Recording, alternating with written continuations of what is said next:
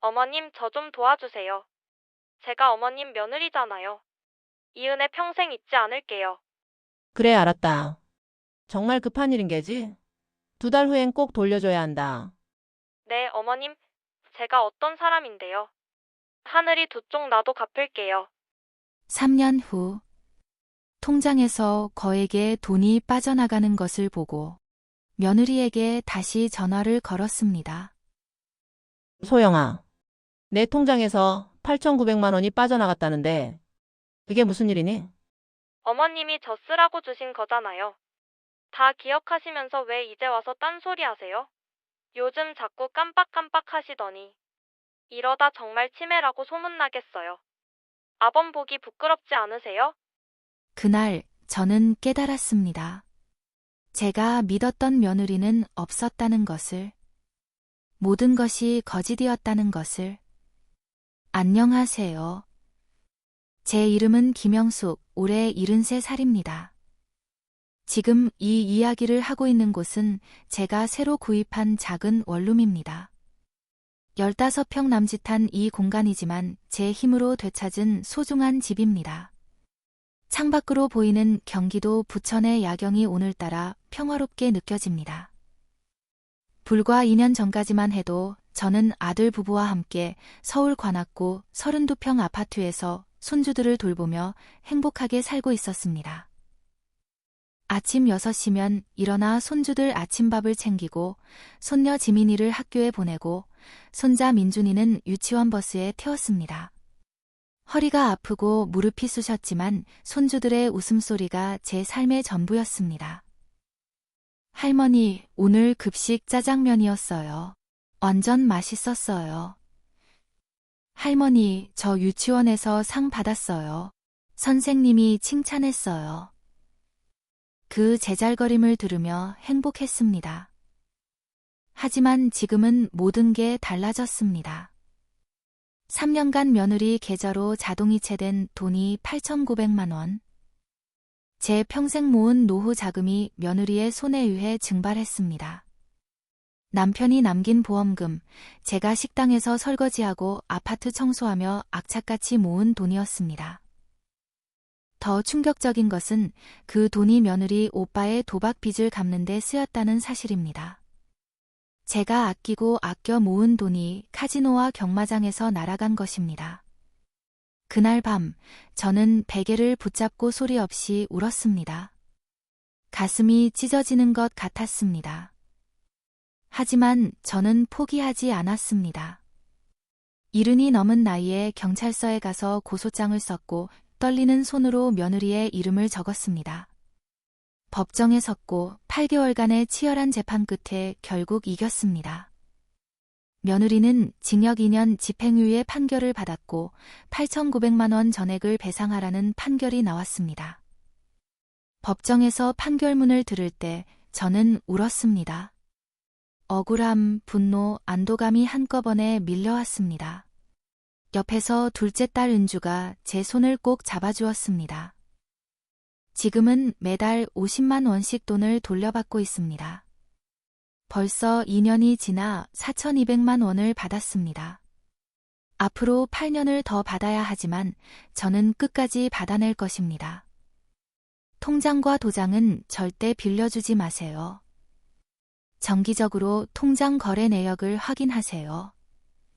가족이라도 범죄는 범죄입니다. 경찰에 신고하세요. 사연 시작 전 구독과 좋아요를 눌러주시면 오늘 하루도 행복한 하루가 되실 거예요. 여러분의 작은 응원이 저 같은 피해자들에게는 큰 힘이 됩니다. 자, 그럼 이제 시작하겠습니다. 제 이야기를 처음부터 끝까지 아무것도 숨기지 않고 들려드리겠습니다. 2018년 4월 21일 토요일. 제 아들 준석이가 결혼했습니다. 그날 날씨가 참 좋았습니다. 봄날의 따뜻한 햇살이 웨딩홀 유리창을 통해 들어오고 있었죠.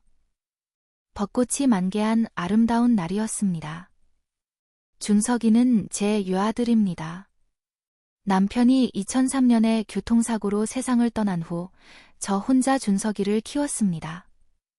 장례를 치르고 정신을 차릴 겨를도 없이 일을 해야 했습니다. 식당에서 설거지도 하고 아파트 청소도 하며 밤낮으로 일했습니다.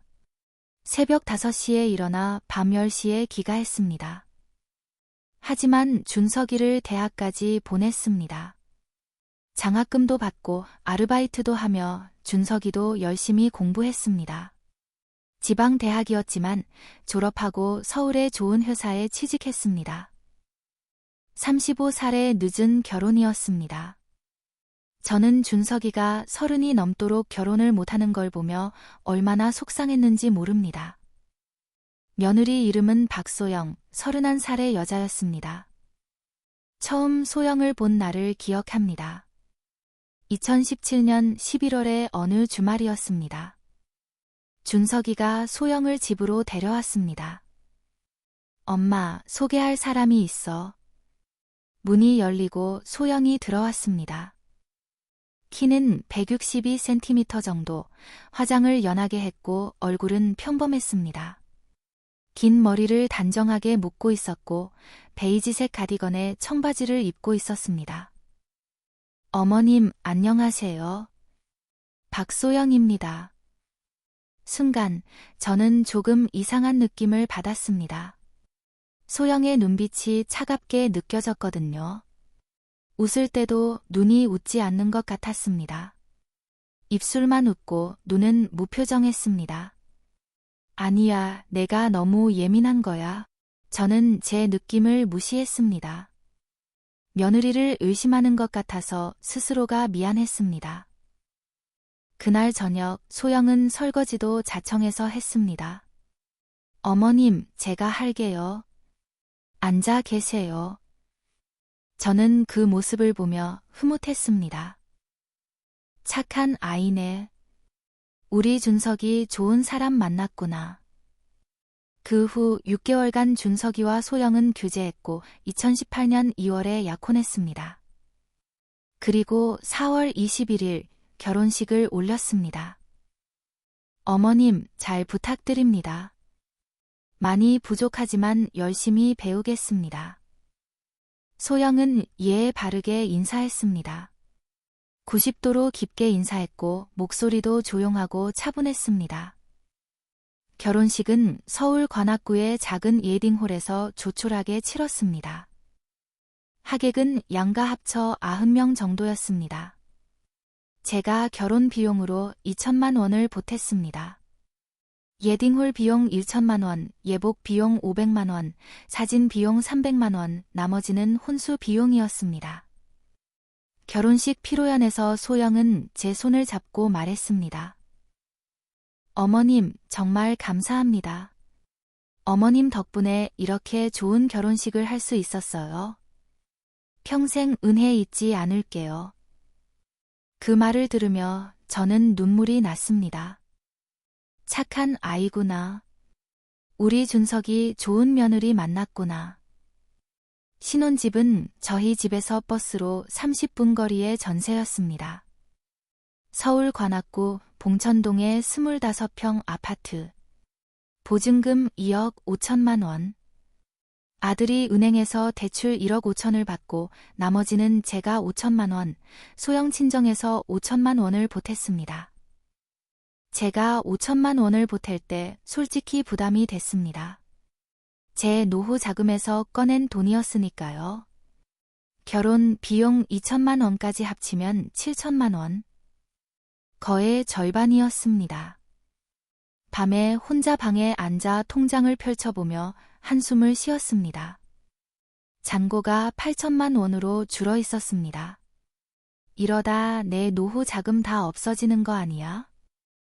불안했습니다. 처음 1년은 정말 괜찮았습니다. 명절마다 소영과 준석이가 찾아왔습니다. 추석, 설날, 어버이날, 제 생일. 2018년 추석. 소영은 제가 좋아하는 송편을 직접 빚어왔습니다. 어머님, 제가 만든 송편이에요. 맛있게 드세요. 어머님 좋아하시는 깨 넣었어요. 소영아, 고맙다. 내가 이렇게 정성을 다하다니. 정말 착하구나. 송편을 한 입 베어 물었습니다. 정말 맛있었습니다. 2019년 1월 제 생일. 소영과 준석이가 케이크를 사들고 왔습니다. 어머님, 생신 축하드려요. 초를 불고 케이크를 자르고 웃으며 사진을 찍었습니다. 행복한 시간이었습니다. 그때만 해도 저는 소영이 착한 며느리라고 믿었습니다. 의심한 점 없었습니다. 주변 사람들에게도 자랑했습니다. 우리 며느리 참 착해요. 명절 때마다 손수 음식 만들어 오고 제 생일도 잘 챙겨주고 친구들이 부러워했습니다. 영숙 씨, 복 많네. 요즘 그런 며느리 어디 있어? 저는 기분이 좋았습니다. 하지만 그것은 착각이었습니다. 모든 것이 연극이었습니다. 소영은 제 돈을 노리고 있었던 것입니다. 2019년 2월, 결혼 10개월째. 어느 일요일 오후 2시경이었습니다. 소영이 전화를 했습니다. 어머님, 오늘 시간 되세요? 저희 집에서 점심 같이 드실래요? 제가 어머님 좋아하시는 거 해드리고 싶어서요. 그래. 뭐 해줄 거야? 된장찌개 끓여놓고 있어요. 어머님 좋아하시는 거 알아서요. 시래기 넣고 끓였어요. 저는 기분 좋게 소영의 집으로 갔습니다. 며느리가 먼저 초대하는 게 기특했으니까요. 집에 들어서니 된장찌개 냄새가 고소하게 났습니다. 밥상도 깔끔하게 차려져 있었습니다. 김치, 멸치볶음, 계란말이, 시금치나물까지 제가 좋아하는 반찬들이었습니다. 어머님, 앉으세요. 제가 어머님 좋아하시는 된장찌개 끓였어요. 맛있게 드세요. 고맙다, 소영아. 너 요리 솜씨가 늘었네. 냄새가 고소하다. 감사합니다, 어머님. 천천히 드세요. 식사를 마치고 커피를 마시는데 소영이 조심스럽게 말을 꺼냈습니다. 소영의 얼굴이 평소와 달랐습니다. 뭔가 고민하는 표정이었죠. 눈을 마주치지 않고 커피잔만 만지작거리고 있었습니다. 어머님, 혹시... 말을 꺼내다 멈췄습니다. 또다시 침묵했습니다. 무슨 일 있어? 어머님, 혹시... 어머님 통장 하나 좀 빌려주실 수 있으세요? 제 손이 멈췄습니다. 커피잔을 내려놓았습니다. 통장? 무슨 일 있어? 소영이 눈을 내리깔며 말했습니다. 목소리가 약간 떨리고 있었습니다. 제 핸드폰 요금이 자꾸 연체되는데 제 통장이 문제가 있나 봐요. 은행에서 확인해 보래요. 당분간 다른 계좌로 자동이체 설정하려고 하는데 어머님 계좌 좀 쓸 수 있을까요? 이상하다는 생각이 들었습니다. 가슴속 어딘가에서 경고음이 울렸습니다. 소영은 월급을 250만 원이나 받는데 핸드폰 요금을 못 낼 리가 없었습니다. 소영아, 핸드폰 요금이 얼마나 되길래 자꾸 연체돼? 혹시 돈 문제 있니? 생활비 부족해? 아니에요, 어머님. 제 통장이 문제인 것 같아요. 자동이체가 안 되나 봐요. 은행에 문의했더니 통장을 새로 만들어야 한대요. 근데 그게 시간이 걸린대요. 신분증 재발급 받고 해야 한대요. 신분증 재발급? 신분증 잃어버렸어? 네. 지난주에 지갑을 잃어버렸어요. 버스에서 소매치기 당했나 봐요. 경찰에 신고했는데 찾기 어렵대요. 소영의 눈에 눈물이 맺혔습니다.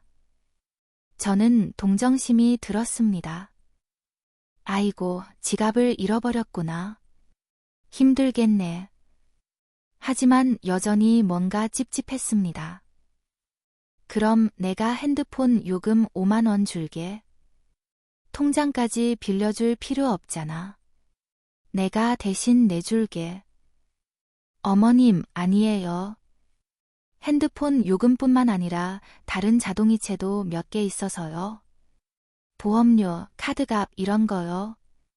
제 통장 문제 해결될 때까지만 빌려주시면 안 될까요? 한두 달이면 될 것 같아요. 정말 죄송해요. 소영이 울먹이기 시작했습니다. 눈물이 볼을 타고 흘러내렸습니다. 저는 잠시 망설였습니다. 뭔가 찝찝한 느낌이 들었지만 며느리를 의심하는 것 같아서 기분이 나빴습니다. 그리고 며느리가 섭섭해할까 봐 걱정이 되었습니다. 아니야, 며느리가 나쁜 짓을 할 리 없어. 정말 통장에 문제가 있나 보지. 스스로를 설득했습니다. 소영아, 정말 2달만 쓸 거지? 약속할 수 있어? 네, 어머님. 약속드려요. 2달만요. 제 통장 문제 해결되는 대로 바로 돌려드릴게요. 정말 죄송해요. 소영이 제 손을 잡고 눈물을 흘렸습니다. 정말 간절해 보였습니다. 알았어. 통장 줄게. 근데 꼭 2달 안에 돌려줘야 해. 내 연금 들어오는 통장이라서 필요해. 알았지? 네, 어머님. 정말 감사합니다. 꼭 그렇게 할게요. 어머님 은혜 평생 잊지 않을게요. 집으로 돌아오는 버스 안에서 저는 계속 불안했습니다. 내가 잘한 걸까? 통장을 빌려준 게 맞을까? 하지만 곧 제 생각을 떨쳐냈습니다. 아니야, 며느리를 믿어야지. 가족인데. 다음 주 화요일 오후 3시경 소영이 저희 집으로 왔습니다. 초인종 소리에 문을 열자 소영이 서 있었습니다. 어머님, 통장 가져왔어요? 여기 있어. 근데 정말 2달만 쓰는 거야? 약속하는 거지? 네, 어머님. 약속드려요. 통장을 건네려는데 소영이 말했습니다. 어머님, 도장도 필요해요. 자동이체 설정할 때 필요하대요. 은행에서 본인 도장 찍어야 한대요. 규정이래요. 도장도? 예, 도장까지. 네, 은행 규정이래요. 자동이체 신청할 때 도장 필수래요. 없으면 안 된대요.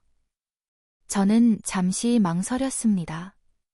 통장뿐만 아니라 도장까지 주는 게 찜찜했습니다. 하지만 소영의 간절한 눈빛을 보니 거절할 수 없었습니다. 알았어. 잠깐만 기다려. 서랍을 열고 도장을 꺼냈습니다. 빨간 도장집에 든 제 도장이었습니다. 통장과 도장을 함께 건넸습니다.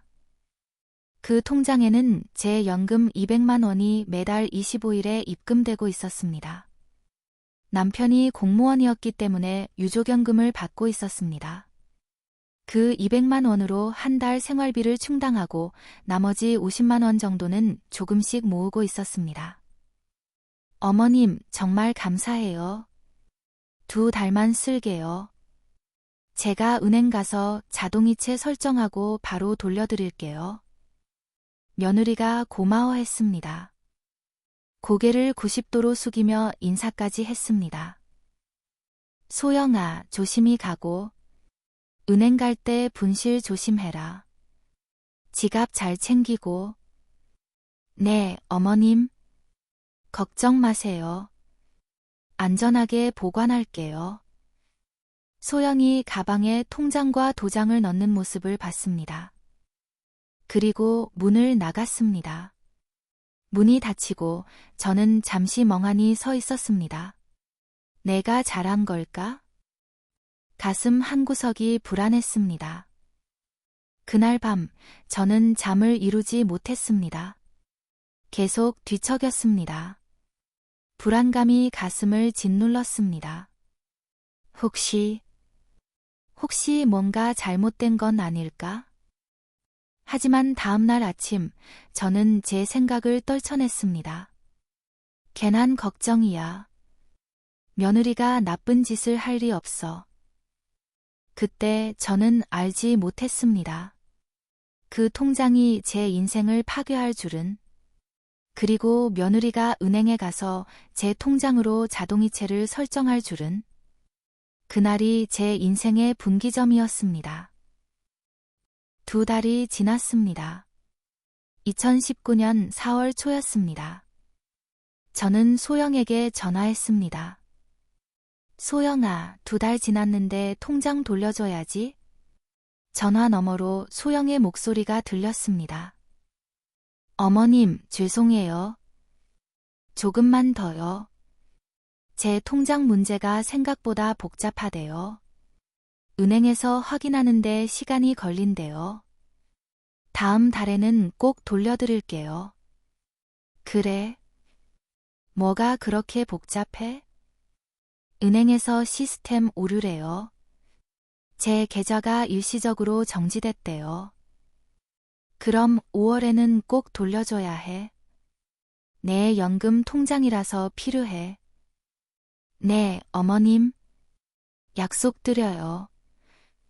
하지만 5월이 되어도 통장을 돌려주지 않았습니다. 5월 15일, 저는 다시 전화했습니다. 목소리에 짜증이 섞여 나왔습니다. 소영아, 5월 됐는데 통장은? 언제 돌려줄 거야? 어머님, 정말 죄송해요. 제 통장 문제가 아직 해결이 안 됐대요. 조금만 더요. 6월에는 꼭 돌려드릴게요. 저는 조금 화가 났습니다. 소영아, 너 설마 내 통장으로 다른 거 하는 거 아니지? 솔직하게 말해봐. 아니에요, 어머님. 정말 핸드폰 요금이랑 자동이체만 쓰고 있어요. 의심하시는 거예요? 소영의 목소리가 약간 날카로워졌습니다. 기분 나쁜 듯한 톤이었습니다. 아니야, 의심하는 거 아니야. 그냥 오래 걸리는 것 같아서. 어머님, 제가 거짓말할 것 같으세요? 저 며느리잖아요. 어머님 못 믿으시는 거예요? 그럼 저 정말 서운한데요. 소영의 목소리에 울음이 섞였습니다. 저는 더 이상 말하지 못했습니다. 며느리가 서운해할까 봐. 아니야, 소영아. 미안해. 어머님이 잘못 생각했어. 어머님, 저 정말 열심히 해결하려고 노력하고 있어요. 조금만 기다려 주세요. 알았어. 기다릴게. 전화를 끊고 저는 한숨을 쉬었습니다. 가슴이 답답했습니다. 6월이 되어도 통장을 돌려주지 않았습니다. 6월 20일, 저는 또 전화했습니다. 이번에는 단호하게 말했습니다. 소영아, 이제 진짜 통장 돌려줘야 하는 거 아니니? 벌써 4개월이야. 처음에 2달이라고 했잖아. 어머님, 정말 죄송해요. 조금만 더요. 7월에는 꼭 돌려드릴게요. 저는 점점 불안해졌습니다. 하지만 며느리를 의심하고 싶지 않았습니다. 7월, 8월이 지났습니다. 통장은 여전히 며느리가 가지고 있었습니다. 매달 전화해서 물어보면 며느리는 똑같은 대답만 했습니다. 조금만 더요, 어머님. 8월 어느 무더운 여름날이었습니다. 2019년 8월 15일 광복절. 손주들 얼굴이 보고 싶어 소영의 집을 방문했습니다. 손에는 수박 한 통을 들고 있었습니다. 초인종을 누르자 소영이 문을 열어주었습니다. 어머님, 오늘 오신다고 말씀 안 하셨는데. 소영의 표정이 썩 좋지 않았습니다. 미간을 찌푸리고 있었습니다. 손주들 얼굴 보고 싶어서 왔어. 수박도 사왔어. 들어가도 되지? 아, 네. 들어오세요. 소영이 마지못해 문을 열어주었습니다.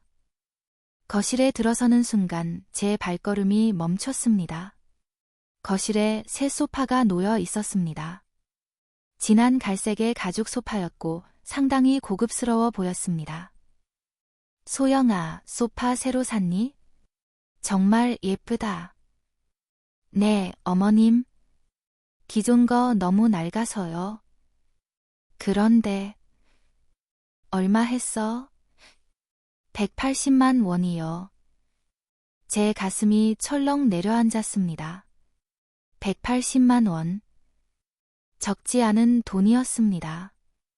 통장에 문제가 있을 정도로 형편이 어렵다고 했는데 180만 원짜리 소파를 샀다니. 180만 원? 그 돈이 어디 있어서. 어머님, 제가 월급 받잖아요. 조금씩 모은 거예요. 할부로 샀어요. 아, 그렇구나. 저는 뭔가 이상하다는 생각이 들었지만 며느리를 다그칠 수는 없었습니다. 할부로 샀다는데 그럼 괜찮은 건가? 하지만 통장에 문제가 있다면서 이 소파를. 의문이 꼬리를 물었습니다. 또 한 달이 지났습니다. 2019년 9월 추석 차례. 이번에는 추석 차례를 지내러 소영의 집에 갔습니다. 소영이 차례상을 차리고 있었습니다. 그런데 소영이 새 핸드폰을 들고 있는 게 보였습니다. 최신 기종이었습니다. 삼성 갤럭시 S10. 소영아, 핸드폰 바꿨네? 새 거 샀어? 네, 어머님. 기존 거 액정이 깨져서요. 요금 문제 있다며? 통장 문제 있다며? 그런데 새 핸드폰까지. 목소리에 의심이 섞여 나왔습니다. 아, 그거요? 다 해결됐어요. 은행에서 통장 문제 해결해줬어요. 그럼 내 통장 돌려줘야지. 문제 해결됐으면? 어머님, 조금만 더요. 다른 자동이체들도 있어서요. 10월에는 꼭 돌려드릴게요. 저는 점점 화가 났습니다. 하지만 추석날이라 참았습니다. 손주들 앞에서 싸울 수는 없었습니다. 차례를 마치고 집으로 돌아오는 길, 저는 눈물을 흘렸습니다. 뭔가 잘못됐어. 분명히 뭔가 잘못됐어. 10월 어느 날이었습니다. 2019년 10월 3일 목요일 오전. 우편함을 열어보니 국민연금공단에서 온 편지가 있었습니다. 이게 뭐지? 봉투를 뜯어보니 연금 입금 통지서였습니다. 통지서를 보니 제 연금 200만 원이 9월 25일에 농협통장으로 입금되었다고 적혀 있었습니다. 하지만 저는 그 통장을 가지고 있지 않았습니다. 며느리가 가지고 있었죠. 문득 불안한 마음이 들었습니다. 혹시 소령이가 내 연금을 쓰고 있는 건 아닐까? 바로 농협 고객센터에 전화했습니다. 여보세요, 농협은행입니까? 제 통장 잔액 좀 확인해 주시겠어요? 고객님 성함과 주민등록번호 말씀해 주세요. 떨리는 목소리로 제 정보를 말했습니다. 본인 확인을 마치고 직원이 말했습니다. 고객님, 현재 잔액은 48만 원입니다. 제 심장이 철렁 내려앉았습니다. 네? 48만 원이요? 이번 달 연금 200만 원 들어왔는데요. 네, 9월 25일에 200만 원 입금되었습니다. 하지만 9월 15일에 150만 원이 자동이체로 출금되었습니다. 자동이체요? 제가 자동이체 설정한 적 없는데요. 어디로 출금된 건가요? 박소영님 계좌로 매월 15일에 150만 원씩 자동이체 설정되어 있습니다. 제가 듣고 있던 전화기가 손에서 미끄러질 뻔했습니다. 뭐라고요? 박소영 계좌로요? 매월 150만 원씩요? 네, 고객님. 그게 언제 설정된 건가요? 직원이 잠시 확인하더니 말했습니다.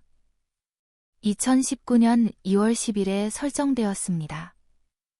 2월 10일. 제가 통장을 빌려준 지 일주일 만이었습니다. 며느리가 제 통장을 빌려간 지 일주일 만에 자동이체를 설정해 놓았다는 것이었습니다. 그럼 지금까지 얼마나 빠져나간 건가요? 2월부터 9월까지 8개월간 총 1200만 원이 출금되었습니다. 전화를 끊고 그 자리에 주저앉았습니다. 다리에 힘이 풀렸습니다. 바닥에 털썩 앉아버렸습니다. 신음이 나왔습니다. 눈물이 주르륵 흘러내렸습니다. 1200만 원. 내 연금 6개월치야. 어떻게 이럴 수가. 가슴이 찢어지는 것 같았습니다. 한참을 그렇게 앉아 있었습니다. 시간이 얼마나 지났는지 모르겠습니다. 정신을 차리고 일어났습니다. 휴지로 눈물을 닦았습니다. 진정하자. 며느리한테 따져봐야 해.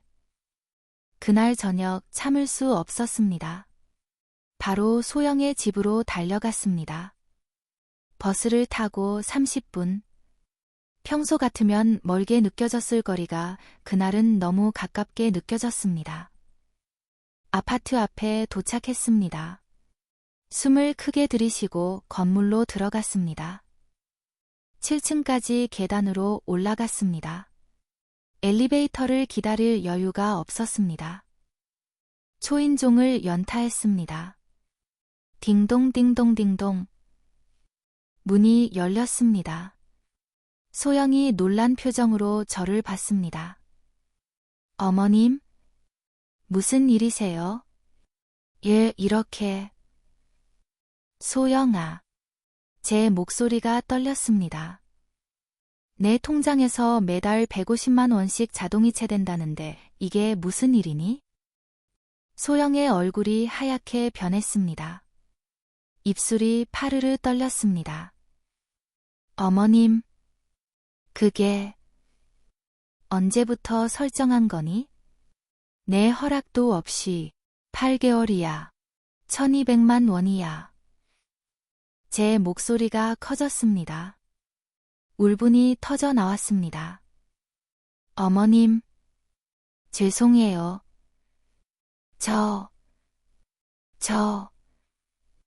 소영이 말을 더듬었습니다. 그때 안방에서 아들 준석이가 나왔습니다. 잠옷 차림이었습니다. 무슨 일이야? 얘 이렇게 시끄러워? 준석아. 저는 아들을 보자 눈물이 쏟아졌습니다. 내 마누라가 내 통장에서 1200만 원을 무단으로 빼갔어. 자동이체를 설정해서 매달 150만 원씩 8개월 동안이나. 준석이 당황한 표정으로 소영을 봤습니다. 소영아, 이게 무슨 일이야? 진짜야? 오빠, 미안해. 나 생활비가 부족해서. 소영이 울먹이기 시작했습니다. 엄마한테 허락은 받았어? 아니, 못 받았어. 준석이 한숨을 깊게 쉬었습니다. 손으로 얼굴을 감쌌습니다. 소영아, 너 어떻게 그럴 수가 있어? 하지만 준석이 저를 보며 말했습니다. 엄마, 진정해. 일단 진정하고 얘기하자. 소영이도 사정이 있었을 거야. 제 귀를 의심했습니다. 사정? 내 허락도 없이 자동이체 설정한 게 사정이야? 1200만 원을 훔쳐간 게 사정이야? 엄마, 훔친 것까지는 아니잖아. 소영이가 사과했잖아. 우리가 갚을게. 아들이 며느리 편을 들었습니다. 제 가슴이 무너졌습니다. 아들마저 며느리 편을 드는 게 믿기지 않았습니다. 언제 갚을 건데? 1200만 원을. 내 연금 6개월치를. 조금 시간 좀 줘. 우리도 지금 여유가 없어서. 대출 이자 갚느라 힘들어. 그래서 내 연금을 훔쳐간 거야? 그게 이유가 돼. 엄마, 훔친 게 아니라 빌린 거야. 허락도 없이 빌린 게 뭐가 빌린 거야. 저는 소리쳤습니다. 목이 쉬었습니다. 결국 그날은 그렇게 끝났습니다. 며느리는 사과했고 아들은 돈을 갚겠다고 약속했습니다. 하지만 저는 믿을 수 없었습니다. 집으로 돌아오는 버스 안에서 저는 계속 울었습니다. 승객들이 저를 쳐다봤지만 신경 쓰지 않았습니다. 어떻게 이럴 수가. 그날 밤, 저는 잠을 이룰 수 없었습니다. 베개를 붙잡고 소리 없이 울었습니다. 하지만 그것은 시작에 불과했습니다. 진짜 악몽은 이제부터였습니다. 2019년 11월 어느 토요일 오후, 제 둘째 딸 은주가 저를 찾아왔습니다. 은주는 제 둘째 딸입니다. 올해 43살이고 초등학교 교사입니다. 결혼해서 남편, 아들과 함께 살고 있습니다. 초인종이 울렸습니다. 엄마, 나야. 문 열어. 문을 열자 은주가 서 있었습니다. 은주가 제 얼굴을 보더니 놀란 표정을 지었습니다. 엄마, 요즘 안색이 왜 이래? 많이 안 좋아 보이시는데. 무슨 일 있어? 아니야, 괜찮아. 엄마, 나한테 말해봐. 무슨 일이야? 형님이랑 싸우신 거야? 저는 대답하지 못했습니다. 눈물만 났습니다. 은주가 제 손을 잡았습니다. 엄마, 울지 마. 무슨 일인지 말해봐. 내가 도와줄게. 결국 저는 은주에게 모든 것을 털어놓았습니다. 며느리가 제 통장을 빌려간 거, 자동이체를 설정한 거, 8개월간 1200만 원이 빠져나간 거, 며느리와 아들을 만나 따졌지만 제대로 된 답을 듣지 못한 것까지. 이야기를 하는 동안 눈물이 멈추지 않았습니다. 은주의 얼굴이 점점 굳어졌습니다. 주먹을 불끈 쥐었습니다. 엄마, 그거 횡령이야. 범죄야. 명백한 범죄라고. 횡령. 그래. 남의 통장으로 무단으로 자동이체 설정해서 돈 빼간 거잖아. 이건 횡령죄야. 당장 은행 가서 거래 내역 확인해야 해. 하지만 가족인데. 엄마, 가족이라고 해서 범죄를 눈 감을 수는 없어. 1200만 원이야. 엄마 연금 6개월치야. 은주가 소리쳤습니다. 은주야. 조용히 해. 이웃들이 들어. 엄마, 이웃이 뭐가 중요해. 지금 엄마가 피해를 입었다고. 은행 가자. 지금 당장. 지금? 주말인데 은행 문 닫았어. 그럼 월요일에 가자. 월요일 아침에 바로 가는 거야. 알았지? 은주의 단호한 말에 저는 고개를 끄덕였습니다. 그날 밤 은주는 저희 집에서 잤습니다. 제 곁을 지켜주었습니다. 엄마, 걱정 마. 내가 다 해결해 줄게. 엄마 혼자 당하지 마. 은주의 말에 조금 안심이 되었습니다. 월요일 아침 9시, 은주와 함께 은행에 갔습니다. 농협은행 창구. 직원에게 말했습니다. 제 통장 거래 내역 좀 출력해 주세요. 이은연치요. 네, 잠시만 기다려 주세요. 직원이 컴퓨터를 두드리더니 프린터에서 서류가 나오기 시작했습니다. A4 용지 12장이 나왔습니다. 저는 떨리는 손으로 서류를 받았습니다. 은주가 제 옆에서 함께 봤습니다. 거래 내역을 보는 순간 가슴이 무너지는 것 같았습니다. 2019년 2월 15일 박소영 계좌로 150만 원 자동이체. 2019년 11월 15일 박소영 계좌로 150만 원 자동이체. 총 10개월 1,500만 원이 빠져나갔습니다. 제가 확인했을 때는 8개월 1,200만 원이었는데 지금은 10개월 1,500만 원이 되어 있었습니다. 서류가 바닥에 떨어졌습니다. 은주가 직원에게 물었습니다. 이 자동이체는 언제 설정된 건가요? 2019년 2월 10일에 설정되었습니다. 누가 신청했나요? 박소영 님이 신청하셨습니다. 고객님 통장과 도장을 가지고 오셔서 신청하셨어요. CCTV에도 나와 있습니다. 제 도장까지 사용했다는 것이었습니다. 은주가 분노했습니다. 주먹으로 창구를 쳤습니다. 이건 명백한 횡령이에요. 불법이라고요. 손님, 조용히 해주세요. 다른 고객들이. 직원이 당황했습니다. 은주가 저를 밖으로 데리고 나왔습니다. 은행 앞벤치에 앉았습니다. 엄마, 이제 경찰 신고해야 해. 이건 단순한 가족 문제가 아니야. 범죄야. 하지만 가족인데. 엄마, 가족이라고 해서 범죄를 눈 감을 순 없어. 1,500만 원이야. 엄마 평생 모은 돈이잖아.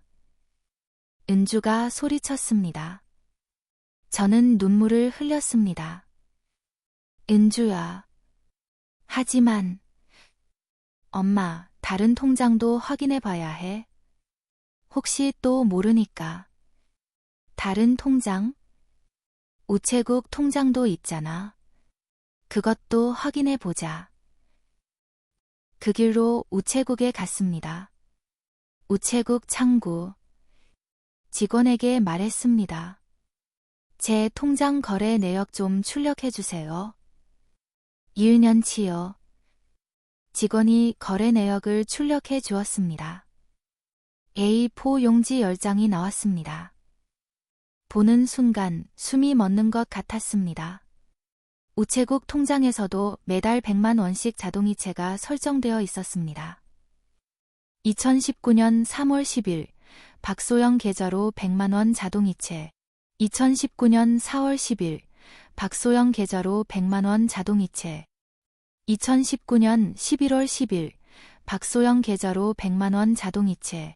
9개월간 총 900만 원이 빠져나갔습니다. 어떻게 우체국 통장까지. 저는 주저앉았습니다. 바닥에 털썩 앉아버렸습니다. 은주가 저를 부축했습니다. 엄마, 괜찮아? 정신 차려. 은주야. 우체국 통장도 900만 원이 은주가 거래 내역을 확인했습니다. 그리고 직원에게 물었습니다. 이 자동이체는 언제 설정된 건가요? 2019년 3월 8일에 설정되었습니다. 누가 신청했나요? 박소영 님이 신청하셨습니다. 통장과 도장을 가지고 오셔서요. 은주의 얼굴이 창백해졌습니다. 엄마, 우체국 통장은 며느리한테 빌려준 적 있어? 아니, 없는데. 집에 서랍에 넣어뒀는데. 그럼 며느리가 엄마 집에서 몰래 가져간 거야. 무슨 소리야? 설마.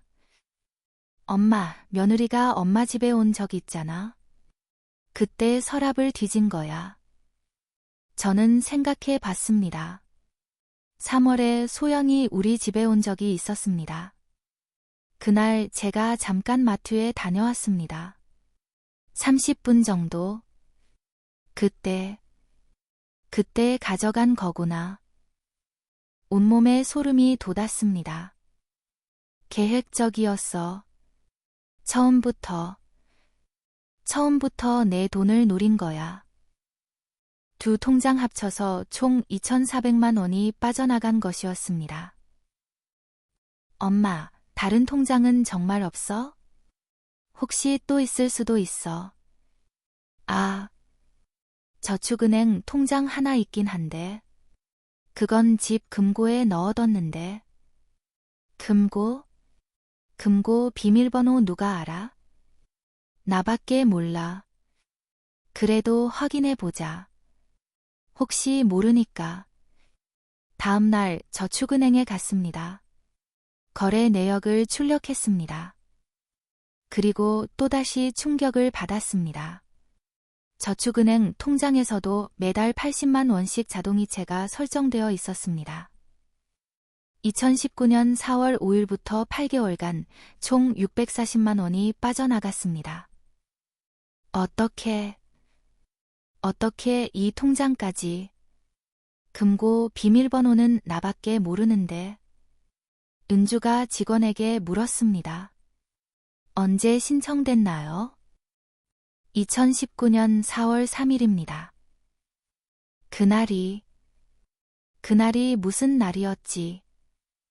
저는 기억을 더듬었습니다. 4월 3일. 그날 제가 병원에 갔었습니다. 허리 치료 때문에. 오전 10시부터 오후 3시까지. 그리고 그날 소영이 우리 집에 왔었습니다. 어머님 집 청소 좀 해드릴게요 라고 하면서. 그때 금고를 열어본 거야. 비밀번호를. 어떻게 알았지? 그리고 기억났습니다. 금고 비밀번호가 준석이 생일이었습니다. 0428. 며느리가 알 수 있는 번호였습니다. 계획적이야. 모든 게 계획적이었어. 온몸이 떨렸습니다. 세 통장 합쳐서 총 3,040만 원이 빠져나간 것이었습니다. 엄마, 3년치 거래 내역 다 뽑아보자. 지금까지만 확인한 건데 더 빠져나갔을 수도 있어.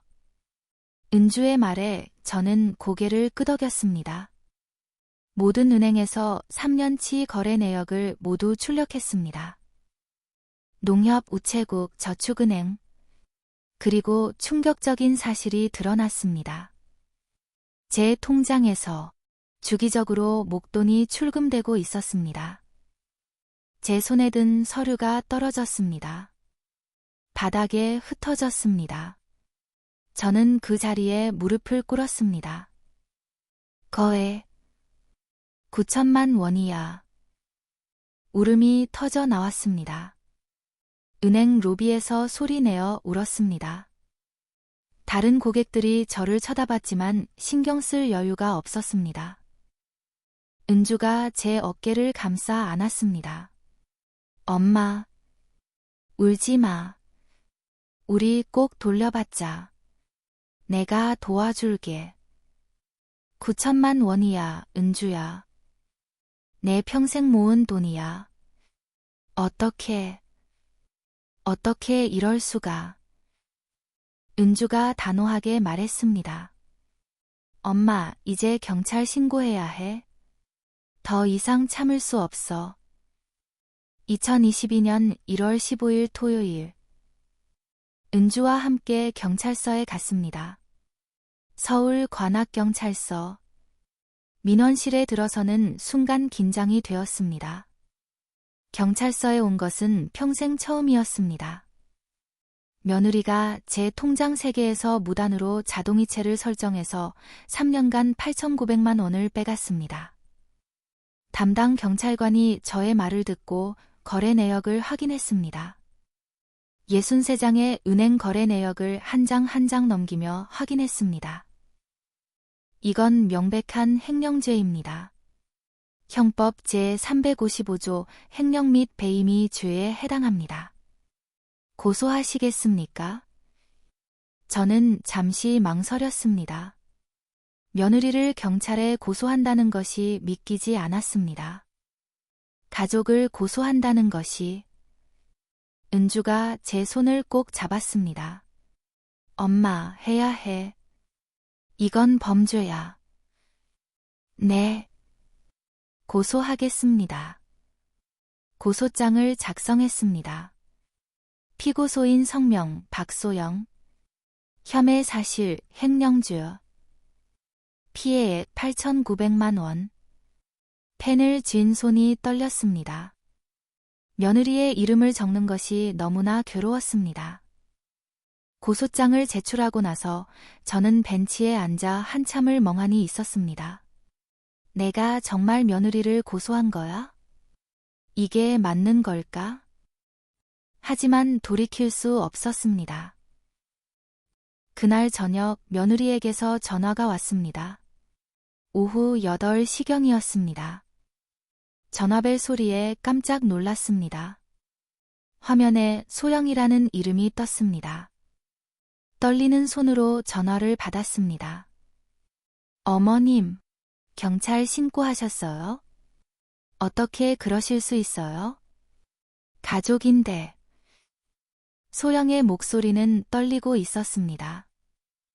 울고 있는 것 같았습니다. 가족이라고 9천만 원을 훔쳐도 돼? 3년 동안 내 허락도 없이? 훔친 게 아니에요.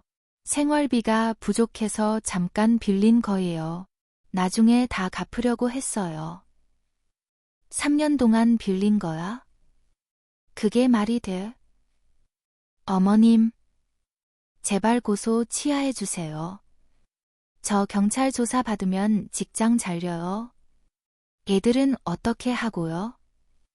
제발요. 소영아, 너도 내 입장 생각해 봤니? 9천만 원이야. 내 평생 모은 돈이야. 그래도 이렇게까지 하시면 안 되잖아요. 가족인데. 손주들 생각하세요. 애들 엄마가 전과자 되면 어떡해요? 그건 내가 생각했어야지. 내 돈 훔칠 때. 제발요, 어머님. 제발 고소 취하해 주세요. 무릎 꿇을게요. 제발요. 소영이 통곡했습니다. 하지만 저는 마음이 흔들리지 않았습니다. 안 돼. 고소 취하 안 해. 전화를 끊었습니다. 손이 부들부들 떨렸습니다. 다음 날 일요일 오전 아들 준석이가 저희 집으로 찾아왔습니다. 초인종이 울렸습니다. 문을 열자 준석이가 서 있었습니다. 얼굴이 상기되어 있었습니다. 엄마, 고소 취하해줘. 인사도 없이 바로 본론을 꺼냈습니다. 안 돼. 엄마, 소영이 경찰 조사 받으면 우리 가정 박살나. 회사에서 잘리면 우리 가족은 어떻게 살아? 내 마누라가 내 돈 9천만 원 훔쳐갔는데 가정이 뭐가 중요해? 엄마, 우리도 사정이 있었어. 소영이 오빠가 빚이 있어서. 그거 갚느라 힘들었어. 그래서 내 돈을 훔쳐간 거야? 내 허락도 없이? 3년 동안? 훔친 게 아니야. 빌린 거지. 나중에 다 갚으려고 했어. 3년 동안 빌리고도 한 푼도 안 갚았으면서? 준석은 아무 말도 하지 못했습니다. 잠시 침묵이 흘렀습니다. 엄마, 제발. 고소 취하해줘. 내가 잘못했어.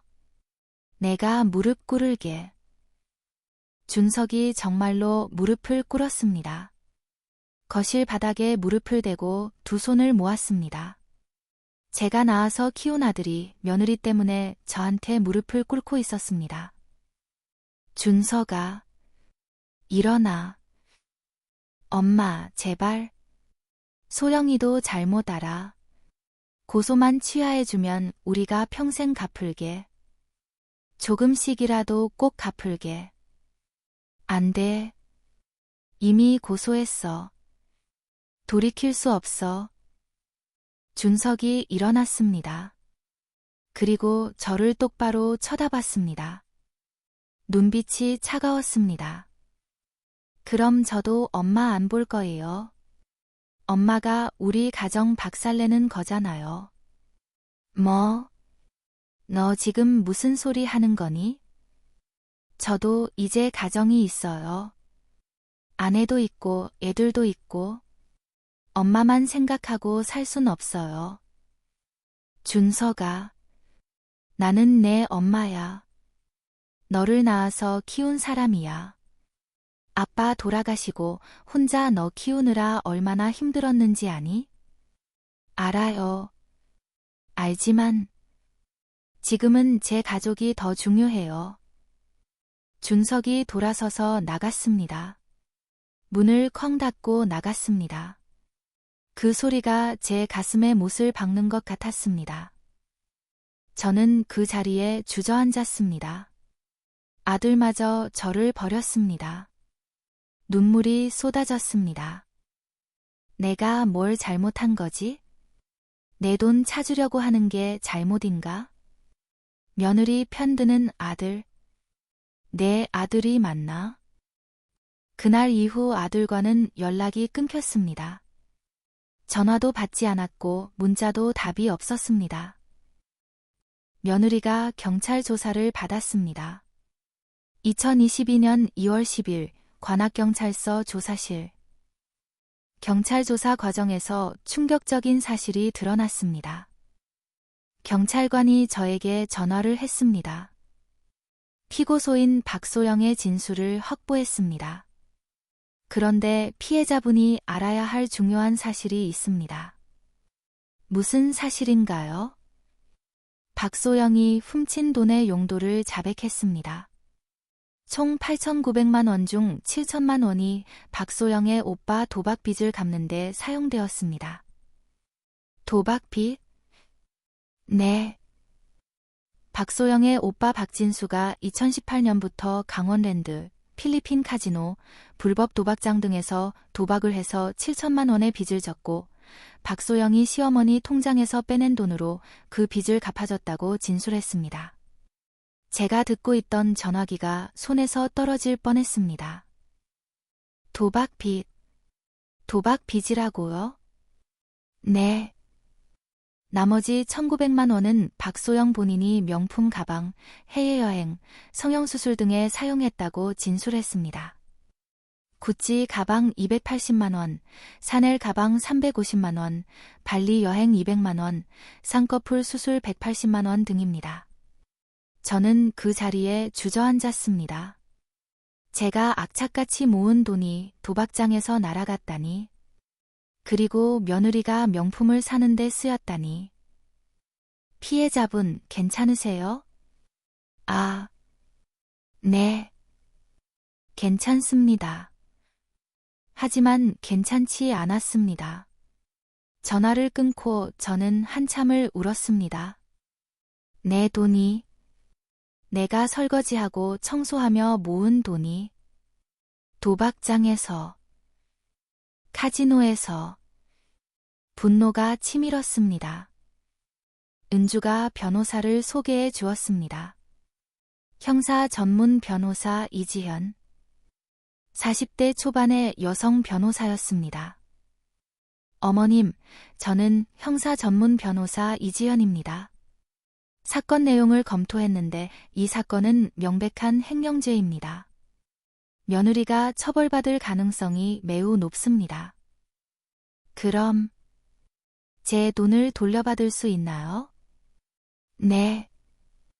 형사재판에서 유죄 판결이 나면 민사소송 없이도 배상 명령을 받을 수 있습니다.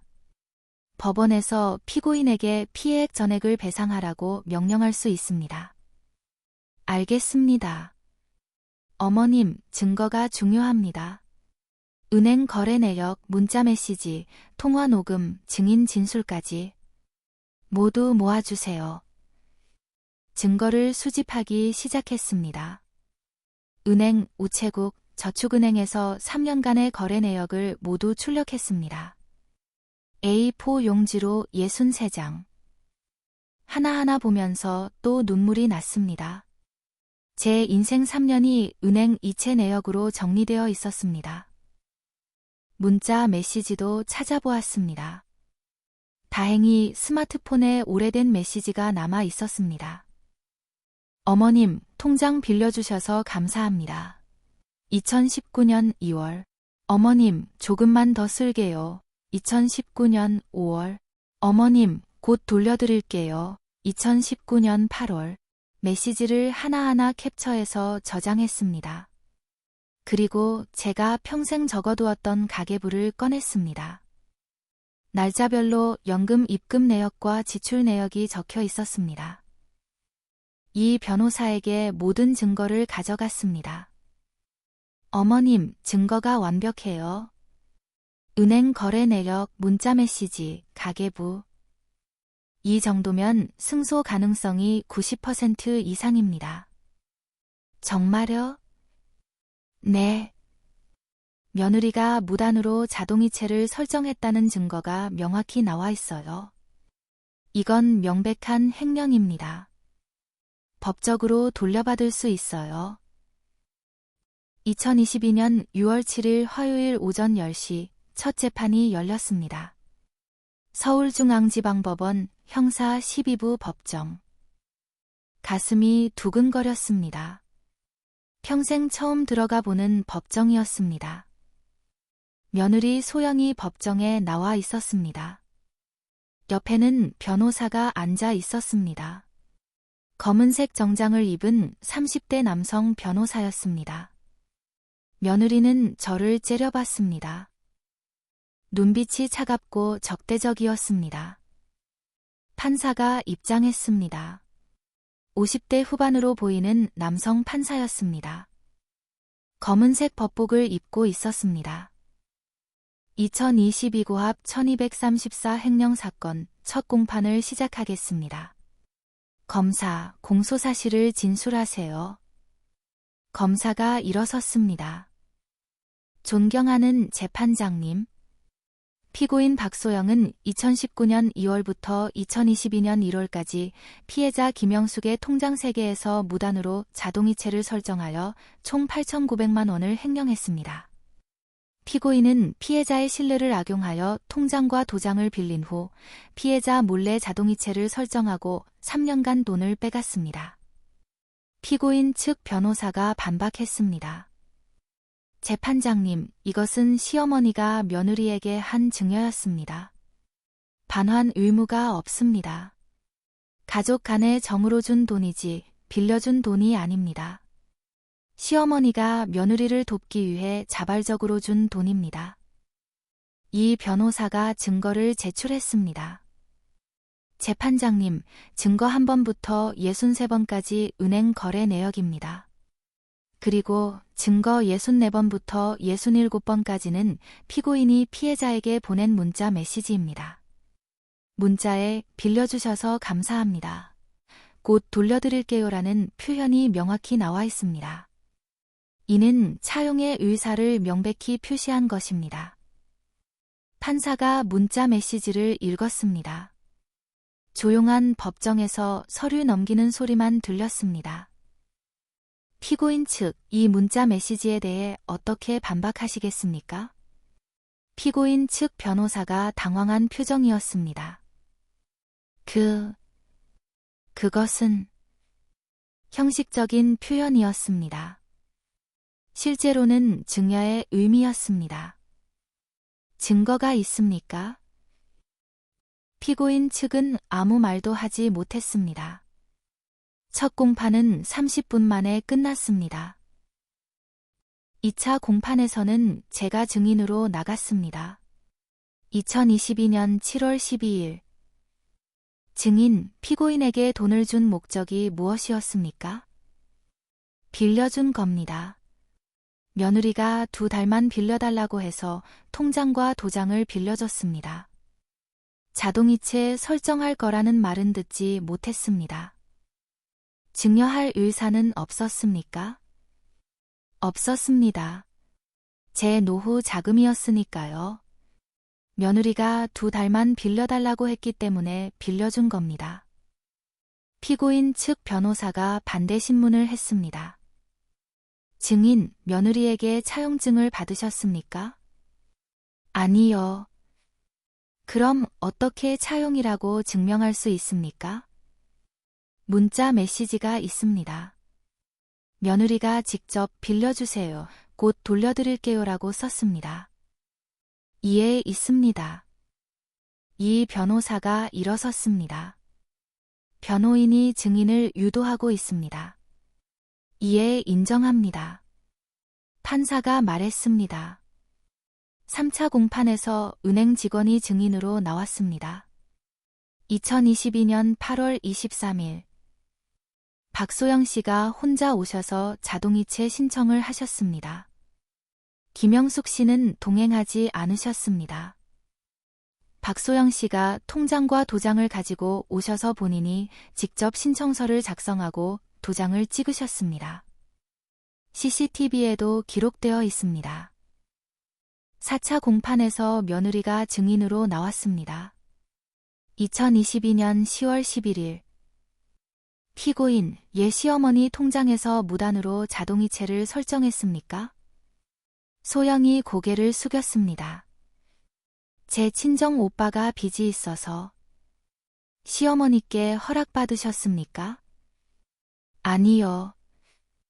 예, 허락받지 않으셨습니까? 허락받으면 안 될 것 같았습니다. 그럼 잘못된 일이라는 것을 알고 있었습니까?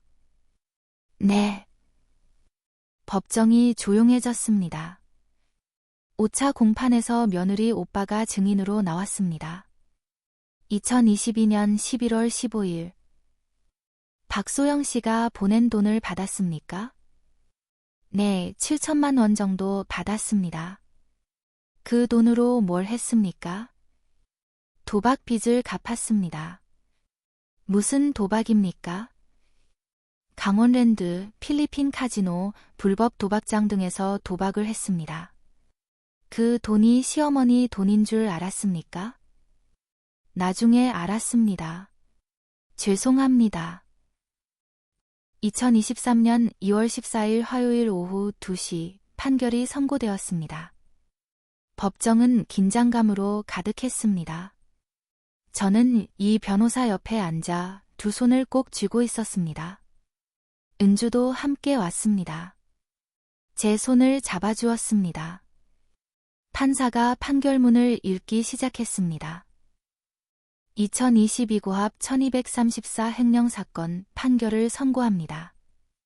제 심장이 빠르게 뛰었습니다. 이 사건 금원 수수의 법적 성격이 증여인지 횡령인지 여부에 관하여 판단한다. 피고인이 피해자에게 보낸 문자 메시지에는 빌려주셔서 감사합니다. 곧 돌려드릴게요라는 표현이 명확히 나타나 있고 이는 차용의 의사를 명백히 표시한 것으로 인정된다. 또한 피고인은 피해자 몰래 자동이체를 설정하였고 피해자는 3년간 이를 알지 못했다. 이는 명백한 횡령 행위이다. 저는 숨을 죽이고 들었습니다. 따라서 이 사건 금원 수수는 증여가 아닌 횡령으로 인정되며 피고인의 행위는 형법 제355조 횡령죄에 해당한다. 피고인은 피해자의 통장 세계에서 무단으로 자동이체를 설정하여 총 8,900만 원을 횡령하였다. 피해액이 8,900만 원으로 적지 않다. 횡령한 돈의 대부분이 피고인 오빠의 도박 빚을 갚는 데 사용되었다는 점에서 죄질이 불량하다.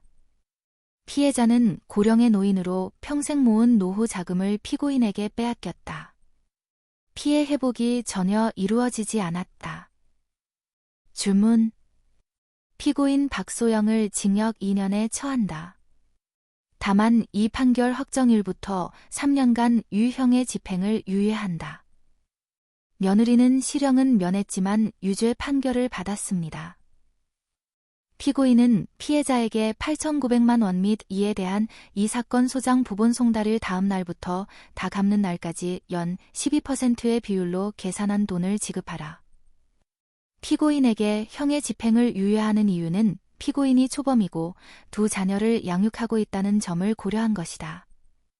그러나 피고인은 반드시 피해자에게 전액을 배상해야 한다. 법정에서 울었습니다. 기쁨의 눈물이었습니다. 손으로 얼굴을 가리고 소리 없이 울었습니다. 이 변호사가 제 손을 잡아주었습니다. 어머님, 이기셨어요. 축하드려요. 은주도 저를 안아주었습니다. 엄마, 해냈어. 정말 잘하셨어. 며느리는 망연자실한 표정이었습니다. 얼굴이 새하얗게 질려 있었습니다. 판사님, 이건 말이 안 됩니다. 시어머니인데 어떻게... 며느리가 소리쳤지만 판사는 이미 퇴장하고 있었습니다. 하지만 판결은 번복되지 않았습니다. 법정을 나오면서 저는 하늘을 쳐다봤습니다. 2월의 차가운 공기가 제 얼굴을 스쳤습니다. 여보, 우리 이겼어. 드디어 이겼어. 남편에게 말했습니다. 판결 후 한 달이 지났습니다. 2023년 3월. 하지만 며느리는 돈을 갚지 않았습니다. 전화도 받지 않았고 문자도 답이 없었습니다. 이 변호사가 말했습니다. 어머님, 강제집행을 해야 합니다. 며느리 재산을 압류하는 거예요. 어떻게 하나요? 먼저 재산조회를 합니다. 통장, 퇴직금, 자동차 등 모든 재산을 조회해서 압류합니다. 법원에 재산조회를 신청했습니다. 조회 결과 며느리에게는 퇴직금 3천만 원과 통장 잔고 200만 원이 있었습니다. 그리고 남편 명의로 된 자동차 한 대가 있었습니다. 법원 집행관이 퇴직금을 압류했습니다. 2023년 4월 10일. 며느리에게서 전화가 왔습니다. 오후 3시경이었습니다. 어머님, 제 퇴직금까지 압류하시면 저희는 어떻게 살아요? 애들 학원비도 못 내요. 목소리가 떨리고 있었습니다. 울고 있는 것 같았습니다. 나도 내가 훔쳐간 돈으로 살아야 했어. 3년 동안. 어머님, 제발요. 애들은요? 손주들은 어떡하고요? 지민이, 준호는요? 손주들은 내가 직접 도와줄게. 너희는 작은 집이라도 얻어서 살아. 어머님, 제발. 조금씩 갚을게요. 시간 좀 주세요. 소영아, 3년간 내가 얼마나 힘들었는지 아니? 이제는 내가 책임질 차례야. 전화를 끊었습니다. 최종적으로 퇴직금 3천만 원을 받아냈습니다. 나머지 5,900만 원은 매달 50만 원씩 분할 상환하기로 법원이 결정했습니다. 피고인은 매월 50만 원씩 118개월간 변제하라. 거의 10년입니다. 2033년까지 며느리는 회사에서 잘렸습니다. 횡령죄로 유죄 판결을 받았기 때문입니다. 격리부 직원이 횡령죄 전과가 있으면 다른 회사에 취직하기도 어렵습니다. 아들도 이혼을 고려하고 있다고 들었습니다. 며느리의 가정이 박살났습니다. 하지만 저는 동정심이 들지 않았습니다. 자업자득이었습니다. 받은 3천만 원으로 작은 원룸을 얻었습니다. 경기도 부천시의 15평 원룸. 보증금 1,500만 원, 월세 30만 원. 남은 1,500만 원은 저축했습니다. 이제 연금 200만 원과 며느리가 갚는 50만 원, 총 250만 원으로 편하게 살 수 있게 되었습니다. 월세 30만 원, 식비 80만 원, 병원비 30만 원, 교통비 15만 원, 통신비 10만 원. 총 165만 원 정도 쓰고 나머지 85만 원은 조금씩 모을 수 있게 되었습니다. 이사한 첫날 밤 창문을 열고 밖을 바라봤습니다. 부천의 야경이 보였습니다. 불빛들이 반짝였습니다. 드디어 내 집이구나. 눈물이 또 나왔습니다. 하지만 이번에는 기쁨의 눈물이었습니다. 법원에서 면접교섭권 결정을 받았습니다. 한 달에 한 번 토요일 오후 2시부터 5시까지 손주들을 만날 수 있게 되었습니다. 첫 만남 날 2023년 5월 20일 토요일. 약속 장소는 관악구의 한 카페였습니다. 오후 2시. 저는 30분 전부터 카페에 앉아 기다렸습니다. 가슴이 두근거렸습니다. 오후 2시 정각. 카페의 문이 열리고 손주들이 들어왔습니다. 지민이와 준호. 1년 만에 보는 손주들이었습니다. 많이 컸습니다. 지민이는 중학생이 되었고 준호는 초등학교 6학년이 되었습니다. 할머니. 지민이가 먼저 달려왔습니다. 그리고 저를 안았습니다. 할머니 보고 싶었어요. 준호도 달려와 저를 안았습니다. 할머니, 얘 이렇게 안 오셨어요? 저는 눈물을 참을 수 없었습니다. 손주들을 꼭 안았습니다. 할머니도 보고 싶었단다. 많이 컸네. 지민이도, 준호도. 카페에서 케이크를 먹고 이야기를 나누었습니다. 3시간이 순식간에 지나갔습니다. 지민이는 학교 이야기를 했고 준호는 친구 이야기를 했습니다. 저는 그저 손주들의 이야기를 들으며 행복했습니다. 할머니, 다음 달에 또 봐요. 그래, 다음 달에 보자. 할머니가 맛있는 거 사줄게. 헤어지는 시간이 되었습니다. 아쉬웠지만 다음 달을 기약했습니다. 손주들을 보내고 저는 한참을 그 자리에 앉아 있었습니다. 행복했습니다. 정말 행복했습니다. 지금은 2025년입니다. 저는 73살. 부천의 작은 원룸에서 평화롭게 살고 있습니다. 며느리는 아직도 매달 50만 원씩 갚고 있습니다. 2023년 4월부터 시작했으니 벌써 2년이 지났습니다. 총 1,200만 원을 받았습니다.